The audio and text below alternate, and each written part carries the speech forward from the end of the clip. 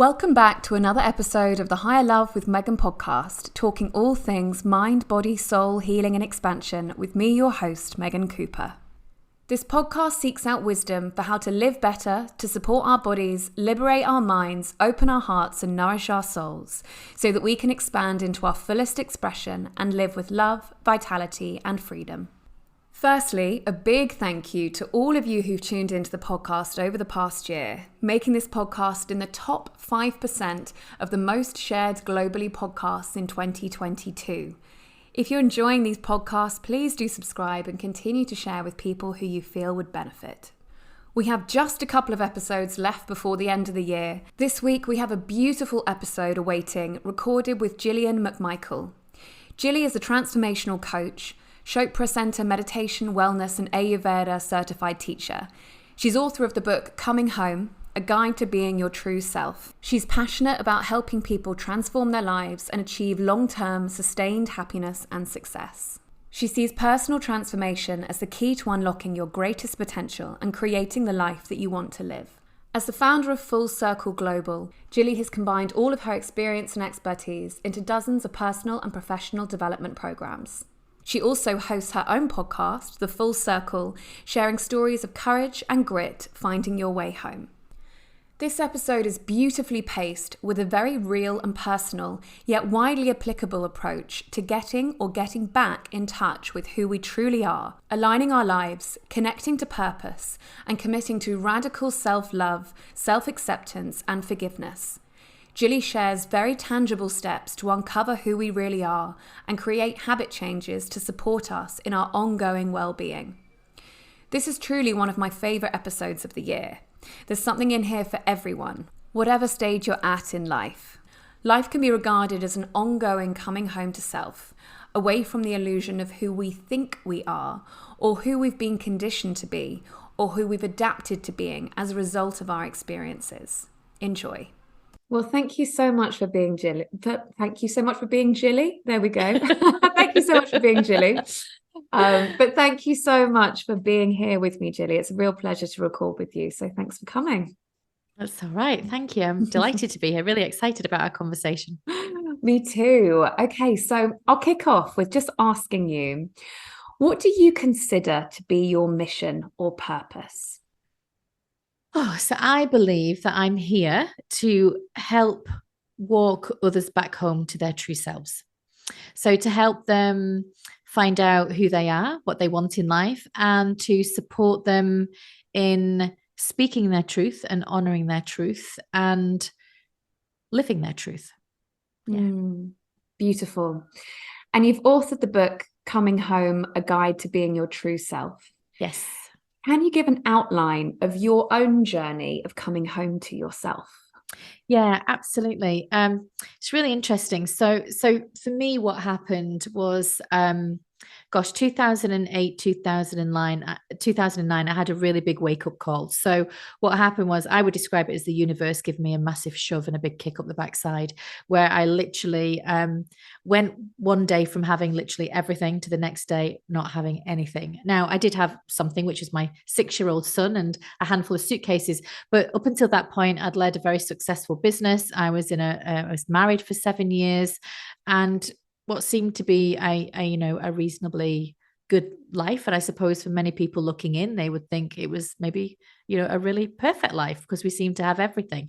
But I think what was happening underneath this, kind of underneath the surface a little bit, was that, my husband and I at the time, we were falling out of love with each other. There was nobody else involved. It was just one of those circumstances. The recession was hitting at the time. And it was that really big, awful recession where everybody was struggling and suffering.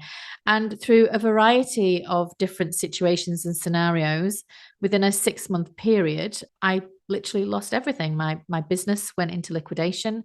My marriage was gone. I was divorced. I lost my home and lost my car and all of that kind of thing, and really had to start again from scratch.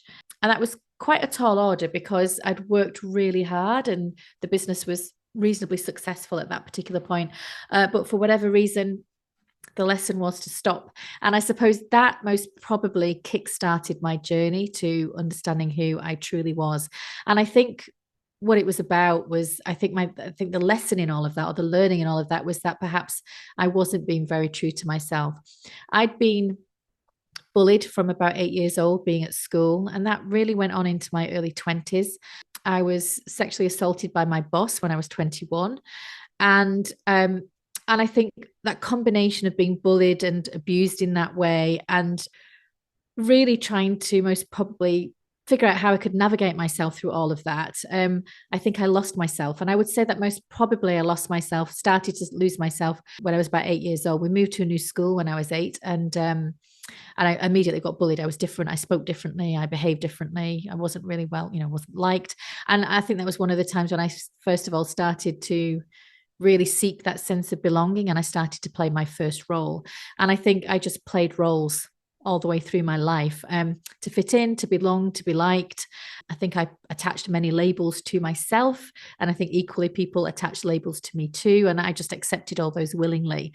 Now, it's easy to talk about, but I think, now, but I think at the time, I didn't realize I was doing that, because all I wanted to do was to be liked, to be accepted, to be appreciated, to be welcomed into friendship groups and things like that. And that really didn't happen. And so at the age of 21, I decided to move from my hometown to set up what I thought was going to be this amazing career. I lived a life. I moved to Greece, and I was this holiday representative, and that just turned from one, into a massive disaster. And what happened was, at that point, I was verbally, sexually, and physically abused. In my short time that I was there. And the saddest thing in all that is I told my boss's boss about it, but I got told to put up and shut up.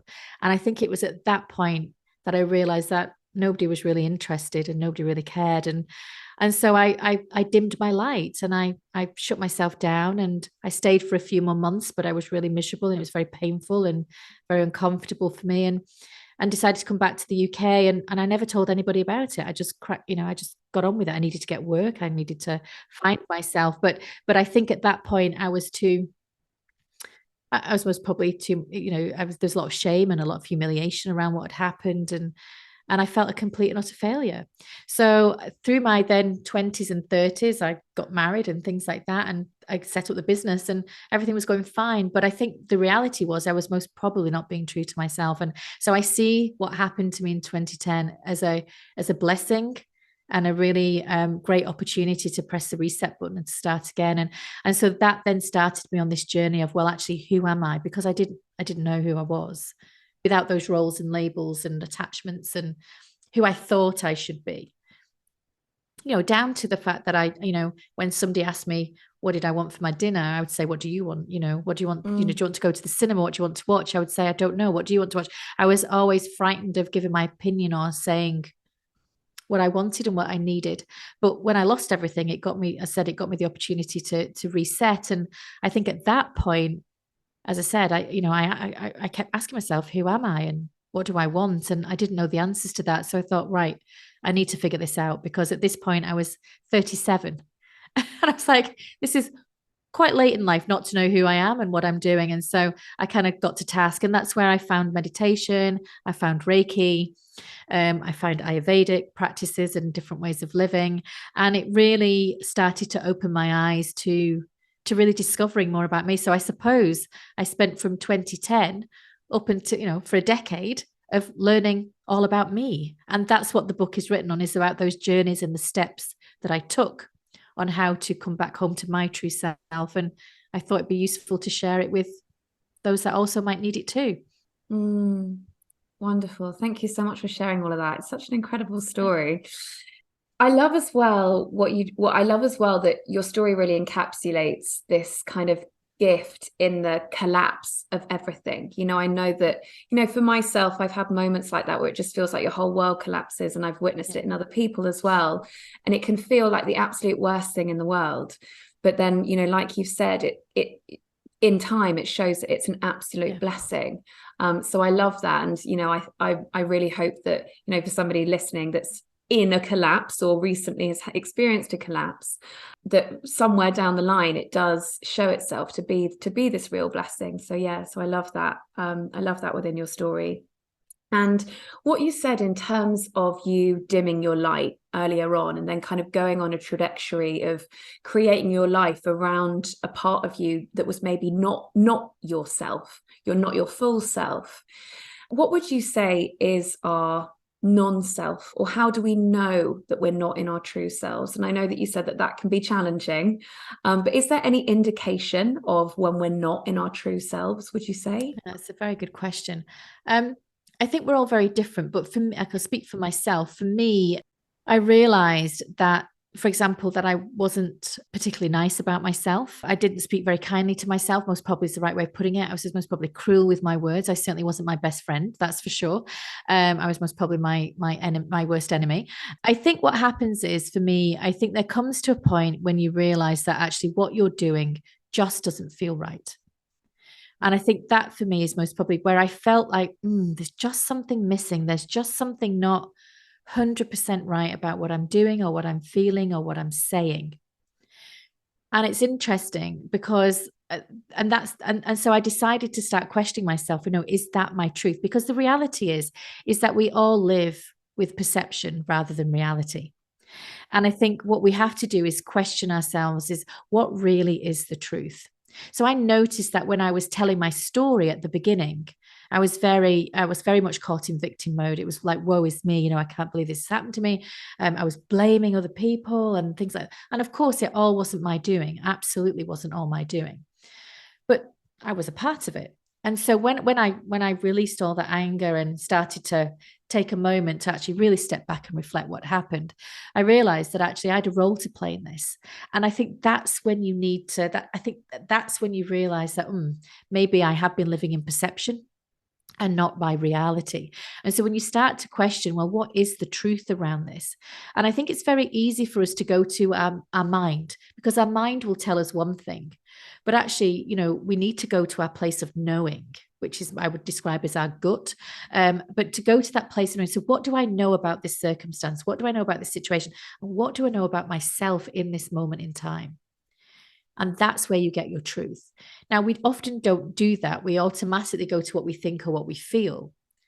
And I think what we've got to start doing is most probably start speaking or asking ourselves questions that go to that deeper place of knowing rather than what we think and what we feel. Yeah, absolutely. And I mean, tuning in with the body, because the body gives us so many answers, doesn't it? The head sometimes can be accurate, but I mean, in my experience, my body gives me very firm indications of whether something is a yes or a no, in a way that my head just doesn't. And the more I think, it's a muscle, isn't it? We build that like a muscle, and as soon as we start listening, the body gives us so much information. So Absolutely. I'm really glad that you drew attention to that. And I think it is interesting because I think obviously the mind, it's beautiful. It's so intelligent, and cognitively, of course, it guides us and directs us.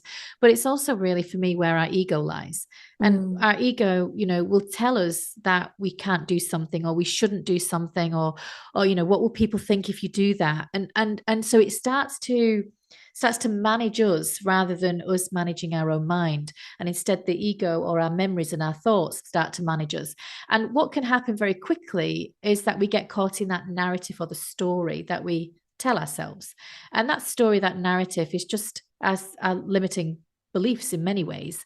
But as soon as we start agreeing with our mind and start kind of accepting this about ourselves, like maybe I'm not good enough, because that was my rhetoric. That was what was going on for me all the time, which was, you'll never be able to get yourself back on your feet. You failed, you're an absolute failure. You'll never be able to do this again. Don't kid yourself. And that went on for quite a while. And you have to start thinking, well, hang on a minute, is that really the truth? Because I know how to set up a business. I know how to rebuild myself because I'm resilient, I'm strong, I'm knowledgeable.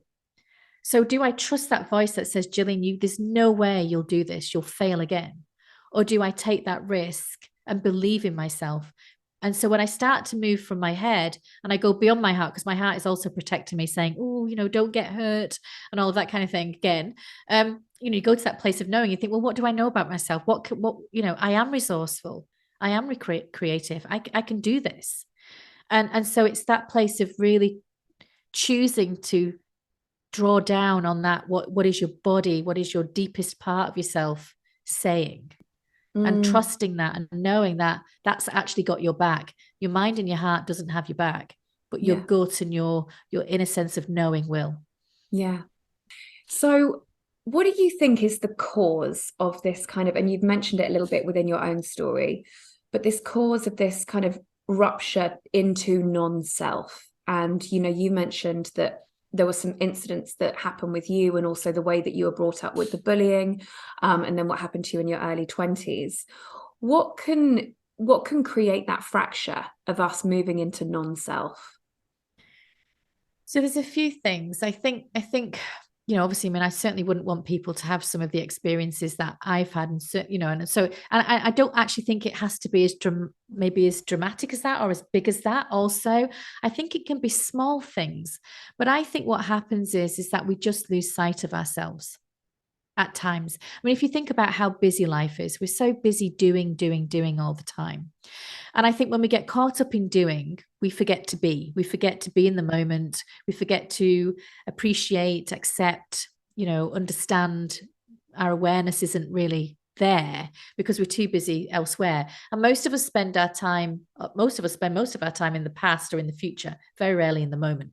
And so I think when we are in those places, past or future, I think we can disconnect. And I think that's what causes that fracture. And I think when we disconnect, then we lose ourselves. But the great thing about it is that we actually already have the blueprint already within us. We know we have the inner compass. We can find our way back home. It's just that sometimes we don't realize that we have the choice, or we don't have the awareness that that's already there. Yeah. Yeah. And I guess in terms of just gradual disconnection, you know, if we think about ourselves as moving forward in full alignment as being our, you know, our kind of internal compass. But if, I guess, you know, if we are 0.0001% off every single day, then after several years, we're actually way off, you know. But you're right. It's like our internal compass is always trying to lead us back into balance. And it's just about reclaiming that for ourselves. It is, yeah.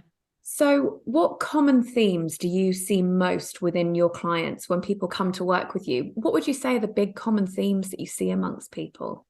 So there's a few things. I would say that self-care or lack of self-care is definitely prominent in a lot of the clients that I work with.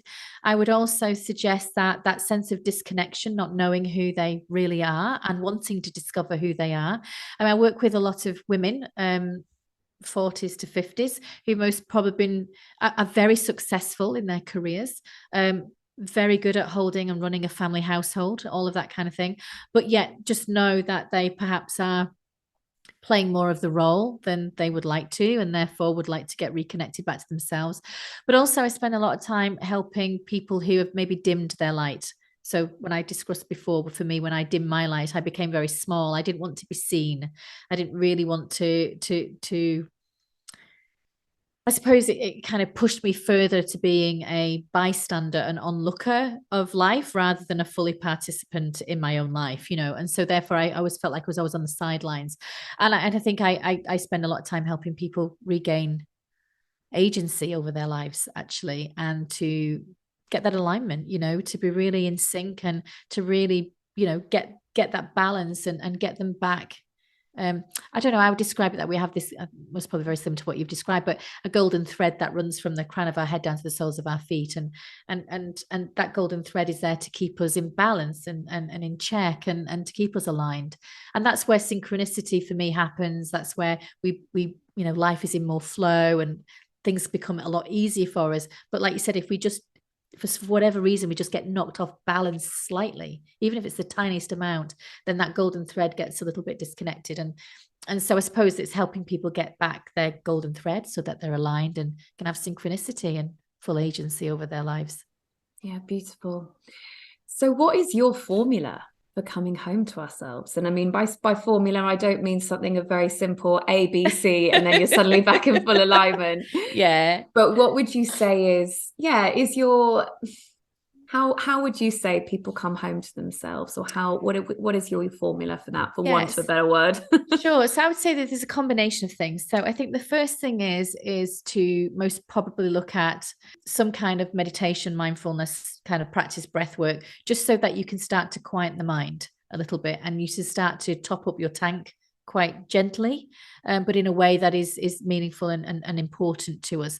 Because I think, again, we're so busy with thoughts all the time. We don't have a lot of time to stand still. And I think through meditation or mindfulness practices, or just even general breath work, we can start to just slow down. And I think so the first thing is to slow down, stop doing, take a pause, take a moment. Doesn't have to be a massive moment, but 2-3 minutes a day. But just to start building a regular practice of meditation or mindfulness or breath work is very helpful. I think the next thing for me would be, and it's not kind of linear, but I think what comes with that then is wellness practices around routine, and I call it ritual, but most probably routine, around how you want to spend your day and what you should be including in your day from a well-being perspective. So self-care practices such as making sure that you have a good bedtime routine, you sleep well, you eat well, you have mindful exercise or mindful movement throughout the day, you do a bit of breath work, you do your meditation. And I think for me, bringing a lot of those kind of Eastern philosophies into modern day living can be very, very helpful. It doesn't have to mean you have to change your lifestyle completely. It's just about adding small little tools or techniques into your day that can certainly help. But I think that's something that I think is just ongoing in general. That's kind of just, I would say, that kind of sits underneath everything. But I do think we have to start being brave with ourselves. We have to look ourselves in the mirror and ask ourselves, who am I, and what do I want, and why am I here? And those are big life questions. But we can find the answers to those if we really want to. And so I think there's an opportunity here to start really understanding, well, what does being true to myself actually mean? So if I am true to myself, what would that look and feel like? And what difference would that make to my life? And so you start then to test out this power of choice through saying what you want, understanding what you need, asking for help if you need it, doing the things that you want to do. And I think once you start doing that, you start to then, I think what we talked about is kind of understand a little bit more about perception versus reality. And then you can start testing that out even more about whether I'm being true or not to myself. And I think in the book, obviously, talk about different. So in the book, it's kind of in two parts. You have this book where you do a lot of the inner work, where you're doing those deeper questions, reflecting on yourself, thinking more deeply around who you are, what you want, why you're here, all of those kind of things. But then there comes a point where you have to start looking outwards to things like, well, what are you passionate about? What brings you joy? What are your natural gifts and talents? And how can I incorporate those into my life a little bit more? And then with that introduction then of self-care and wellness, and that then introduction of kind of establishing, well, can I use my gifts and talents in my work? You've done it in your work. I've done it in my work. And so, it doesn't have to be radically life-changing where you have to give up your job or anything like that, but it's about finding purpose in what you do. Whether that's about whether you're bringing up a family in the way that you feel is purposeful, whether that's about a career that's purposeful, whether that's in the relationship, in your community. It doesn't have to be, we don't have to find the cure for cancer or to be a kind of scientist or anything like that. We don't have to be so radical in that, but what we can do is find purpose in everything that we do. And I think when we can combine those things, we start to live a life of abundance and a more fulfilled life. Yeah, beautiful. And I heard something the other day. It was on a podcast with Gabor Mate and Jay Shetty, and they were talking about purpose as well, in the context that purpose is really enhanced when we have this knowledge of self. Yeah. When we are out of alignment, not in alignment with our golden cord, however you want to express it. It's quite hard sometimes for us to find true purpose, because purpose comes from really being in alignment with our true selves, what our values are, what brings us joy, what lights us up. And that's very unique to us. Yes. And I know that at points in my life, much earlier on, I was trying to ask myself these big questions of, why am I here? What's my purpose? What am I supposed to be doing, etc. But from a very kind of depleted, non-self place. Yeah. And it felt like the answers were quite challenging to come, because I was probably in that real perception mode as you're talking about. But the more that I came home to myself, the more that I got to know myself, the more that I followed my passions, what lit me up, purpose was almost like a byproduct of that. It more kind of purpose revealed itself, as opposed to really feeling like I was, searching on all the shelves to find my purpose. Does that something that resonates with you as well? Absolutely. I mean, I'm a firm believer that, we are all born with a purpose. And sometimes that is revealed very early on in our lives. And other times we have lessons to learn along the way before it reveals itself. And we have to experience particular things to help us really understand what we're here to do. And I think like you, I think I must have been as a teenager, sat on my bed, looking up at the ceiling, thinking, what am I here for? What am I meant to be doing in life? And I think you're right. I think you search for it. And I think that the harder you look and the longer you search for it, the less likely you will find it. And I think there is something which might sound a bit, I don't know, maybe too spiritual. I don't know. But I think for me, there is something around surrendering to the moment. And just allowing things to unfold naturally and organically. Very easy to say once it's happened, not so easy while you're searching for it. I understand. But I think if you let go, because I think when we're so wedded to an outcome, I have to have my purpose. I need to find it now. We're so wedded to that outcome that actually what happens is we lose sight of what we're doing it for anyway. And it becomes then very external to ourselves. And actually, it should be a very internal process. And it should be one that takes time and is nurtured and organically, kind of found. But my view is the starting point would always be to, as you said, what lights me up, what brings me joy, what makes me feel that sense of fulfillment. And also, what am I good at? Because purpose should also be about the things that come naturally to you. The things that, you shouldn't, we don't want to be focusing on our weaknesses. We want to be focusing on the things that come easy, the strengths, the things, these are talents that we have. And I can't sing, by the way, but just as an example, that is not one of my talents. But for example, if I was a singer and somebody else was a singer, of course we can sing, that's our talent. But how I do it compared to how you might do it, for example, will be unique to us. And it's the same thing, and so what we have to do is appreciate that, we might have a similar strength or a similar talent to somebody else, but it's our uniqueness that makes it special, that makes it then purposeful for us, and it makes it then kind of help us connect more with that deeper sense of self. And I feel like, just thinking back to, the times where I felt really out of my purpose, the not knowing and the grasping at it, like what you're talking about, the attachment to the outcome and it needing to be something that I was doing. It really made me feel like there was something wrong with me. Like everybody else around me knew who they were, knew their purpose, but there was something wrong with me because I didn't know what the answers were. So is that something that you come across as well with your work? Yeah, I do. I think it's interesting because I think when we are still struggling with that for ourselves, I think it's very easy to look outward and assume that such and such a body knows what they're doing. They've got it all together. And actually, sometimes that's just an assumption. We don't know for sure. And what we do is we start comparing and contrasting with other people, which makes us even feel more of a failure or more not good enough or worthy for our purpose. And I think that you think, yeah, you're right, that there's something wrong with me. Why have I not figured this out by now? But I think, again, if we release the pressure, we release the expectations, and we just allow things to unfold as naturally as they possibly can, then they will show themselves. Because also when we're comparing ourselves to others or feeling like maybe there's something wrong with us, then we're focused on everything that's going on outside. And really, for purpose to present itself, you need to quiet the mind and bring your activity and attention inwards, because it's the only way you can connect with it.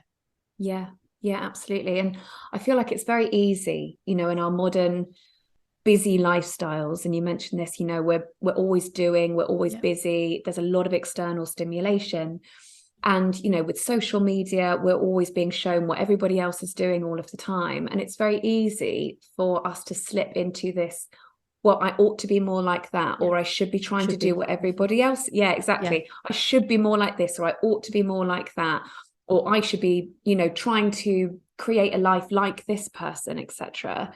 But actually, all we're really here to do is to create a life that is authentic to us, not to everybody else. And it's when we shift into that, I'm trying to be like everybody else, and the shoulds and the oughts, etc., that's when we're shifting into this non-self, which over time, then, a year, 5 years, 10 years, we're suddenly a version of ourselves that is really miles away from who we actually are. Yeah, I would agree with that 110%. Absolutely. Yeah. So you've talked as well about, and I love this. I read this on your Facebook and I loved it, which is talking about habits as software for the soul. So can you expand on this and how you integrate that into your work? Sure. So like everything, like our phones and our laptops and all the things, all these, the technology that we have, that all has software. We too have a software as well. And so my perspective on this is that our software is very unique to us. It's what we've experienced. It's how we've been brought into the world. It's how we live our life. We program because we're creatures of habit as human beings. We love routine. We love programs. So we have this kind of inner program that runs our life. Now, sometimes that software can work wonders for us. It can be great. It can be very empowering, very liberating. We can have great resilience with it all. But there are other times that software can be quite detrimental. And it can be quite detrimental in the sense because that software runs on three things: action, memory, and desire. And so we have these three things. So if I was say to, for example, I'd never had a cup of, just imagine I've never had a cup of coffee before. And my colleagues at work saying, Gillian, you've got to have coffee. You've got to do this. It tastes great, smells great. It's brilliant, blah, blah, blah. I'm like, no, I quite like my cup of tea. I'm fine, thanks. But anyway, the next day I'm walking to work and I see the coffee shop, the door opens, I get a waft of the coffee. And my conversation replays in my mind from the day before of the coffee conversation. I enter the coffee shop. So I decide to go in. So I take action. I enter the coffee shop. I order myself a cup of coffee. I take a sniff. They're right. It smells good. I take a drink. Oh my goodness me, it tastes fantastic. And then the next, later on in work, I'm buzzing with energy. And so what they've told me is absolutely right. So now it's created a memory. So I've taken action. It now has created a memory. So then the next day when I go past the coffee shop, my memory kicks in, which then creates a desire, which then leads to another action, which is to go back into the coffee shop, buy myself another coffee, drink it, blah, blah, blah. And that becomes my software. So it's a silly example of coffee, but basically it's about our routines and our habits. And our software are those things. And we can have routines and habits that serve us really well. And we can have routines and habits that don't serve us well and don't work for us. And I suppose the work that I do with my clients is help them understand the ones that are not serving them well, the ones that perhaps they would like to let go of or to change or to create and develop new software, new habits, so that they don't keep falling into the same patterns of behavior that is not working well for them. Yeah. So in terms of creating new positive habits, how would you apply that theory of software, which I love, by the way? As you were talking, I was like, oh goodness me, I'm actually rethinking a lot of my habits. If you're helping somebody to create new positive habits for the lifestyle that they want to create, coming home to themselves, how would you apply that theory, or how could somebody listening apply that into creating new positive habits? Yeah, good question. So I think the key thing is practice. Okay, so what you first of all got to do is decide what isn't working for you, and you need to get that down on a piece of paper, or you need to say it out loud, and then you have to then practice not doing it. Okay. And so what we can do is we can replace it with something more positive. So for example, if somebody wanted to give up alcohol, say, for example, maybe they were fed up of having that bottle of wine every Friday night and decided that they wanted to give up alcohol. This is another example, I suppose. Then instead of having alcohol, you would replace the alcohol with something else that still gave you the same experience of having a drink socially. So I did this. I've been playing around with this concept for quite a while. And so what I've done, for example, I would have an elderflower and sparkling water in a wine glass. as an example, and my husband might have a beer on a Friday night, and instead of me drinking wine, I will have this. I'm not saying that I don't drink altogether. I do have a glass of wine every now and again, but it's within moderation now. And so what you do is you start to replace it with positives. But if it's maybe a narrative, maybe a habitual way of thinking about yourself, which is, you're stupid, or you're silly, or you're not worthy, you'll never get that job, you can't do that kind of mindset, then you need to start retraining the brain and replacing that negative with something compassionate about yourself. And so really, for any habit to be formed, it needs at least a minimum of 21 days, 24 hours a day of practice. And if you wobble and you fall off the wagon, you go back to day one and you start all over again. But basically, if you keep practicing the same thing for 30 days nonstop, it won't feel like you have to practice it anymore. It will just become part of your everyday nature.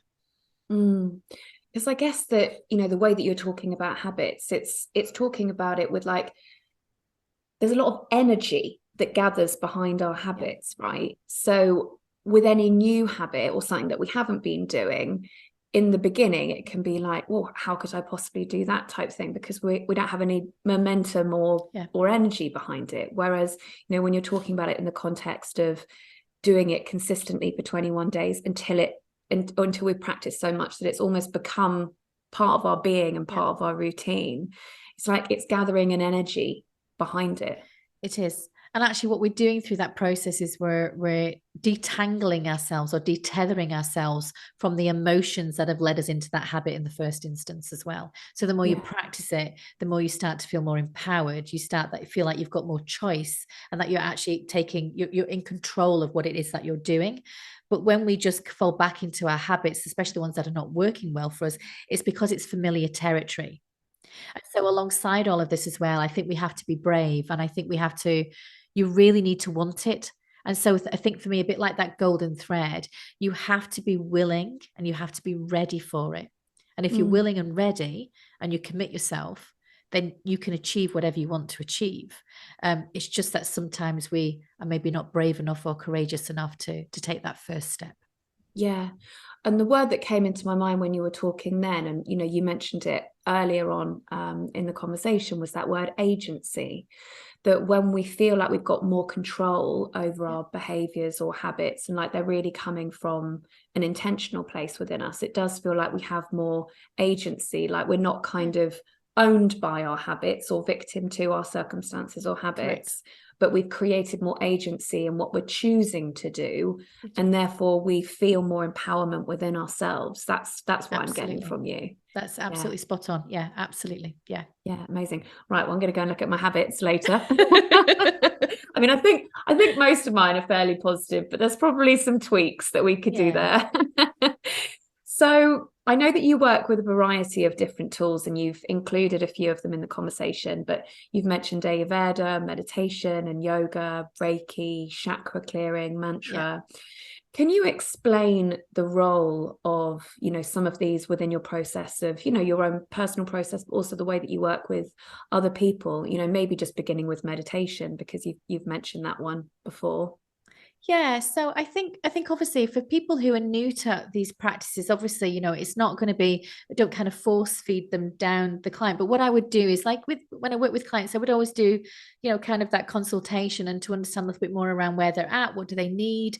And then that's when you can decide, do you take much more of that integrated approach to supporting somebody get where they need to get to through the coaching journey, or do you just take that more traditional route of just pure coaching? And equally, they both can be very, very successful. But when I'm taking more of an integrated approach, then it's introducing some of those smaller tools and techniques that people can do and manage on their own, so outside of a coaching conversation or outside of a journey that I would be with. So therefore, it's maybe doing an element of, so for example, meditation, if all you do is breathe with your eyes shut for 2 minutes, you're meditating.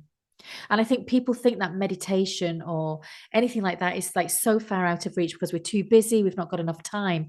But actually, it's 2 minutes a day. And if you was just it's a bit like the software, right? To train your brain or to train your body, your mind, your soul, to give it a new software, to upgrade its software. just slightly, by introducing some of these really simple techniques that can make a huge difference to you, then you're on a winning streak, basically. And so I think my view would be always start off small. 2 minutes, baby steps, whatever it takes, just to practice and to get comfortable with yourself in that silence from a meditation perspective. But then obviously as we try other things, like we bring in chakra clearing or chakra toning, things like that, that's where, you want to be unblocking energy and understanding where your energy blockages are, because we know that if the energy is blocked within our body, then that's what causes inflammation. It can lead to a range of other different symptoms and diagnosis and things. And so we want to support the client to understand, well, where are they getting their energy from? So what's feeding their energy, but also what's draining their energy, and who and what is taking this, is kind of bringing that maybe more toxicity into their body. And so it's a range of different approaches like that, and that you'd bring in gently with the client to support them understand more about themselves and what they need. But when we take an Ayurvedic approach, we're looking at the whole system. We're looking at the mind, body, and soul. And what we're saying is, okay, well, let's look at your body type, which is known as a dosha. So your kind of your mind body type. So let's look at that dosha. Let's look at what is your unique blueprint. And then let's understand, well, what foods do you need? What exercise do you need? What sleep do you need? And trying to combat what kind of communication do you need? Because at the end of the day, as human beings, we digest an awful lot, not just food and drink, but we digest emotions. And when we don't process and we don't understand how to digest what we're experiencing throughout our lives, that's when we can start to cause those blockages and those challenges. And that software can end up being really negative, not positive. And so what we're doing is really we're just really helping people change their software or upgrade themselves and install new software that works better for their system. So when we are going on this journey of coming back to ourselves, how can we expect to feel, when we are in alignment with ourselves and, going a step further to then allow our light to shine? How can we expect to feel within our bodies, within our minds, within our spirit, within our lives? How would you say that feels for people? Taller would be one thing. So I think you feel taller. You feel definitely lighter, because what we've done is we've dropped the baggage. Yeah. So through the process of what we've been doing, we drop the baggage, we let go of the baggage that's not working for us, and we let go of that. And once we do that, then you feel much more empowered, and obviously I can't empower anybody. I can only empower myself, but through that process, clients become empowered. They feel lighter. They've got more energy, more drive. But also as well, I think through meditation and the other different practices, that integrated approach, you can have more clarity, more focus, because what it does, it takes away that stuff that's been making your brain cloudy or fuzzy, and I don't know, you see with fresh eyes. I don't know how else to explain it, but you just see with fresh eyes. And for me, I would say that, things become, I don't know, full technicolor, rather than just being a bit grainy. It's bright, it's bold, and you can see things. And what should happen is synchronicity. So life should start to flow better. And I got taught once by my one of my meditation teachers in India, and she said that life should flow like the flow of a sacred river. And if we surrender to that river, the sacred river, where we go with the flow and we go with the ebb and flow, and we go downstream, as we should do, as the flow of the river does, then we should be in the flow of life. But most of us swim against the current and decide to go upstream rather than go with the flow. And I think what we should be expecting when people make these changes is that life should be in flow, and actually life should become a lot easier, because life shouldn't actually be that hard. It doesn't need to be as hard as perhaps we tend to make it. I love that analogy of the river, and one of my yoga teachers used a similar analogy with me, and I listened to Michael Singer once talking about that too, and this having all the rocks in the river of all the things that are blocking us and not quite working, and he was like, at some point you just need to get out the river. Just walk around. Just walk around. And I love that. And I think as well, that's kind of what a lot of these practices like meditation or yoga are. It's just an opportunity to get out the river and, take that look of it. Is that perception? Is that reality? See, I love that analogy of going with the flow. And yeah, gosh, there's so much about our modern lives, isn't it, where it's not quite going with the flow. Yes, yeah, it is. Yeah. So in terms of coming back to ourselves, and I love this point as well, being realistic about some of the challenges that does create. What can we expect in this journey of coming home to ourselves and creating a life of fulfillment? And you mentioned, burning bridges of our old selves, and the reality that actually sometimes that can be challenging. Can you speak a little bit to that?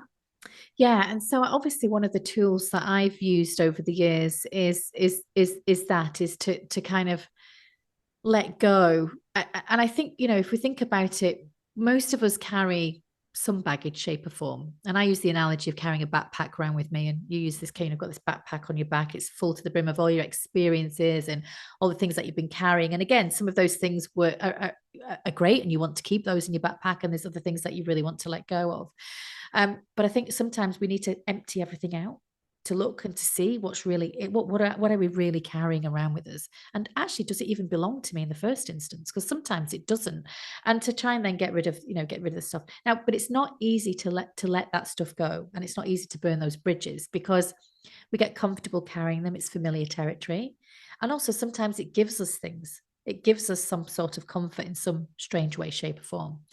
But when we decide that we do want to let go, when we decide that we do want to move on from our past conditioning or our past experiences, or we want to let go of those things, then one of the ways to do it is to write a letter to yourself, or to whatever it is that you want to let go of. And I wrote a letter to my past.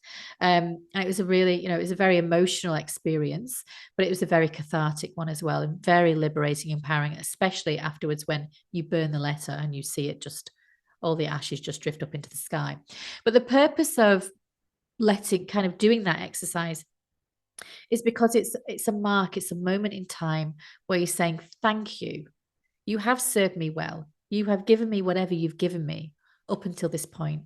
But I now recognize and realize that I don't need this anymore in my life. So thank you, but you need to release me. And in a sense, what you're doing is you're asking your past or whatever it is to release you. And you're thanking it for all what it's given you, because at the end of the day, we wouldn't be who we are if it wasn't for our past. But what we want to do is to make sure that the past does not have to be our future. And so therefore, it's important at some point in your lives that you can draw a line in the sand and say, okay, let's empty my backpack. Let's look at all the stuff I need, I'm going to take with me in the next phase of my journey. But let's get rid of the stuff that's holding me back. Some of those belief systems, those kind of self-sabotaging tendencies that we tend to have. And, you write a letter to yourself, and then when you're ready, you don't need to read it out, you don't need to do anything, but when you're ready, you can go outside in the garden or go on the street, whatever works for you, and light it and let it just drift away. And there is something really about the physicalness of that exercise. So you've got the emotional, you've also got that spiritual, deeper sense of connection with self. But the physical exercise of the physical task of lighting it and burning it and letting it go can be really, really powerful. And it's interesting. I did that about my triggers. You can do it about your triggers. You can do it about anything. And I did it about my triggers, and I actually can't remember what my triggers were. Because what happens is, as soon as you do it, you free yourself completely of it. You might have a cry, you might want to just give yourself a moment just to, ground yourself again after such an exercise. But when you do, you feel completely different. And you can move forward to your future without having to carry all that weight. And the good thing about doing that when you empty your backpack is that you have space for something new,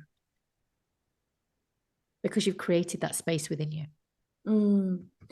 I love that. And alongside the freedom and the space and the liberation is also, from what you've said, this sense of real acceptance and coming back to a place of wholeness. Because I know that within my journey, and when I've gone through big changes, I've looked back at past versions of me, in inverted commas, and been like, that was a bad version of me, or I don't like that version, and I'm moving away from that.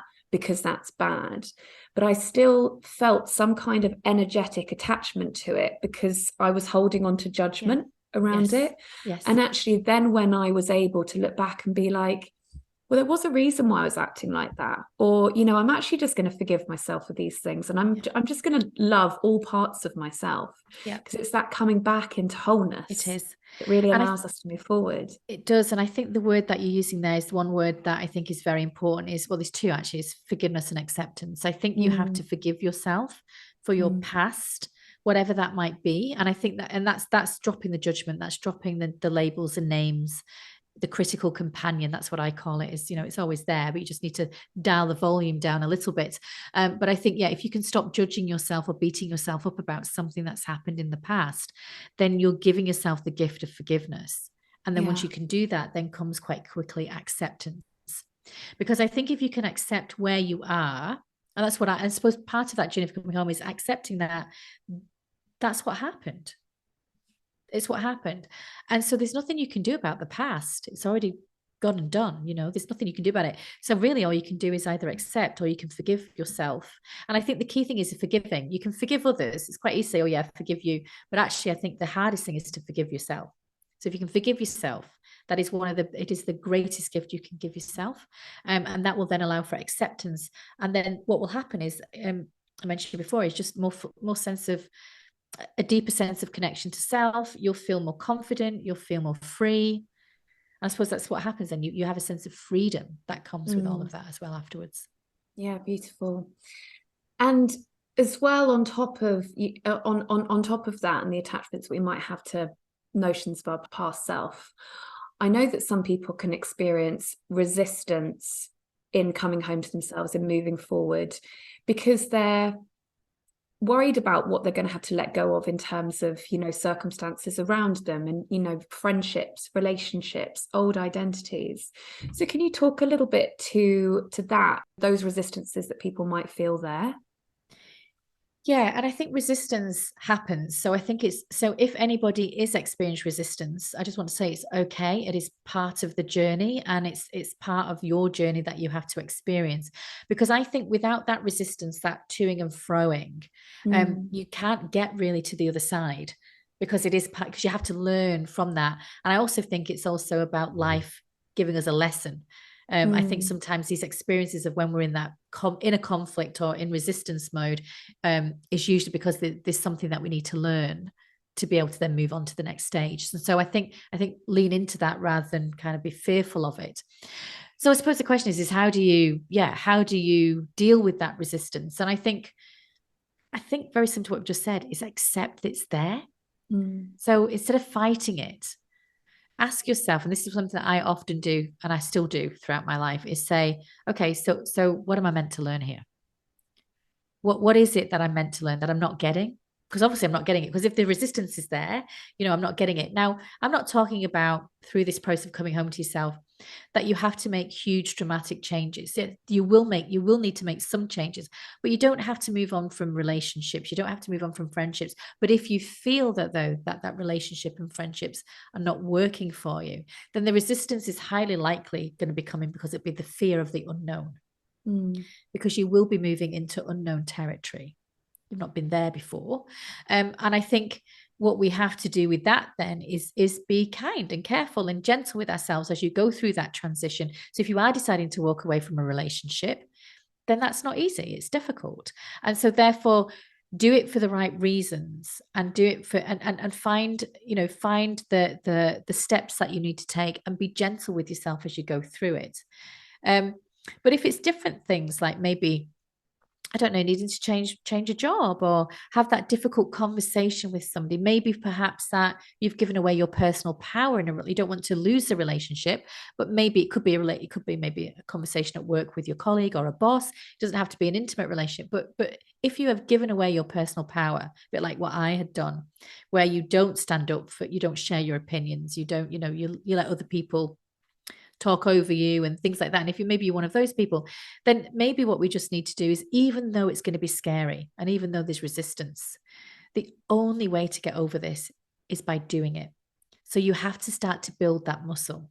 Test out that muscle and keep practicing. Goes back to the software, the new habits, the new ways of thinking. It's the same kind of thing. So I suppose in essence, it's not rocket science. It's quite simple processes and steps, but it does require commitment, and it does require you to understand, first of all, what the resistance is about. Is there a lesson here for me to learn? If so, what is it? But also, what step do I need to take so that I can overcome? So it's a bit like getting out the river. You have to get out the river. You have to either clamber over the rock, or you have to find a way around it. But once you do, you get to the other side, then you're on your way back home. Yeah, I love that. So just starting to finish up, there's just one area I just want to ask you about. You've mentioned that one of your pet peeves about the self-help industry is this shaming people and making people, or making people feel like they're broken, like they're not enough, and that narrative. And I agree. So, so for somebody listening, what are the signs maybe that they are experiencing that? And what would a more positive narrative be for somebody to start their journey of coming home to themselves? Yeah, it's a very good question. So I think the signs might be, for example, if you're really negative about yourself, you're comparing yourself to other people, you're thinking that you're not worthy, you're not good enough, you're a failure. So that kind of self-talk, that more negative self-talk about yourself. I would also most probably check in with your energy levels as well. If you're feeling fatigued or overwhelmed or a little bit anxious about things. Because again, if we feel we have to be a particular way and we don't fit that mold, then we can start to feel like there's something wrong, as you've described already. So I think there's a few things. So pay attention to how you're feeling. What are you saying about yourself? And how are you showing up in conversations with others, whether that's family, friends, colleagues? Check in your energy levels. And I think more than anything else, most probably accept that you are not broken, because you're not. And I think for me, appreciate that you're a work in progress, because I believe we all are a work in progress, and we'll never ever be perfection or because we have different versions of perfection. And if we're a perfectionist, we'll always keep moving the goalposts anyway. The bar will always continue to keep rising, and we'll never get there. So there's simple things like, what's within my gift? What's within my control? What is within my circle of influence? And actually, I think the key thing is to stop looking at other people and thinking that they're doing better than you, because we're all at different stages of our involvement. So I think if we can stop the comparison, that's the first thing. I think the second thing is to accept that you're a work in progress, and to choose areas of your life, if you want to make those changes from a wellness perspective or from a self-help perspective, choose one at a time. Rome wasn't built in a day, and you can't conquer the world in a day. And so therefore, choose something that is going to be meaningful and significant to you. And just do that one thing well. And one thing well means just do it once. That's all you need to do. So I think remove the pressure, stop comparing and contrasting, and find something that works for you, because you are a work in progress. And more than anything else, you're beautiful just the way you are. And I think we forget that. I think that we forget that we all, it's interesting. I said, don't aim for perfection, but it's interesting. My meditation teacher taught me that, we are all born as perfection. And I think you mentioned returning back to wholeness. And I think if we can just accept that we're all right, we're good as we are, we're okay. Then it takes away that pressure of seeking for something that maybe is very unattainable. And I think most probably stop listening to somebody who tells you that you're broken and that you're not good enough. They're not the right people to be listening to. Yeah. What would you add, if anything, as your own personal narrative for somebody embarking on the journey of coming home to themselves? I would say, find yourself a motto, something that works for you. So mine is, I can do this. Okay, so it's a bit cheesy, but I love it. And I take it with me wherever I go, which is if I'm ever in a situation that I'm out of my depth, I'm uncomfortable, there might be resistance coming through, I just say those words. I can do this.